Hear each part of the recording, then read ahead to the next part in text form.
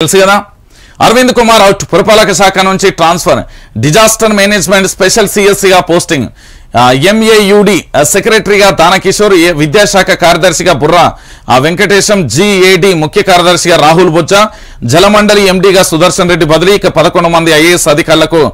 స్థాన చలనం 9 మంది ఐపీఎస్ల బదిలీ అంటూ కూడా ప్రధాన అంశానికి సంబంధించి కూడా హైలైట్ చేసిన పరిస్థితి కనబడుతుంది. మీరు ఏం చేస్తారంటే ఇక్కడ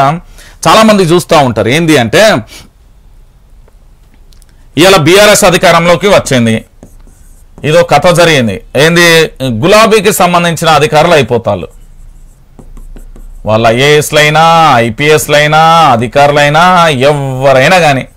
సలాము గొట్టు బాంచన గొట్టు దండం పెట్టాలే కాళ్ళు మొక్కాలే మొక్కి పదవులు తెచ్చుకోవాలన్నట్టుగా బీఆర్ఎస్ టీం అయిపోయింది. ఇప్పుడు ఏం జరుగుతుంది అంటే కాంగ్రెస్ టీం అనేది మళ్ళీ ఒకటి వస్తుంది. ఈ కాంగ్రెస్ టీంకి సంబంధించి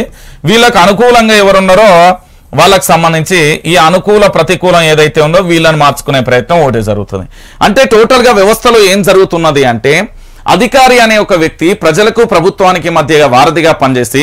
ప్రభుత్వం నుంచి పూర్తి స్థాయిలో కూడా మంచి ఏంది ప్రభుత్వానికి సలహాలు ఇస్తూ ఇటు ప్రజలకు సంబంధించిన సంక్షేమ పథకాలు అందించాల్సింది పోయి నా వాటా ఎంత వస్తుంది, నా వాటా ఎంత, నేను ఎలాంటి పొజిషన్లో ఉన్నా, నా అధికారాన్ని ఏ విధంగా వాడుకోవాలి, అధికారాలకు సంబంధించి ఏ విధంగా స్వేచ్ఛాయుతంగా ఎంజాయ్ చేయాలి, లేకపోతే ముఖ్యమంత్రి నా ఓడు అని ఏ విధంగా చెప్పుకోవాలి అనే దానికి పనికొస్తున్నా తప్ప వాస్తవ కోణంలో అధికారులు మీరు మొన్నటికి మొన్న ఆయన పేరు సిద్దిపేట కలెక్టర్గా పనిచేసిన వెంకట్రామరెడ్డి ఎంపారు ఆయన ఏంది ఆఖరికి ఏం జరిగింది ఆయన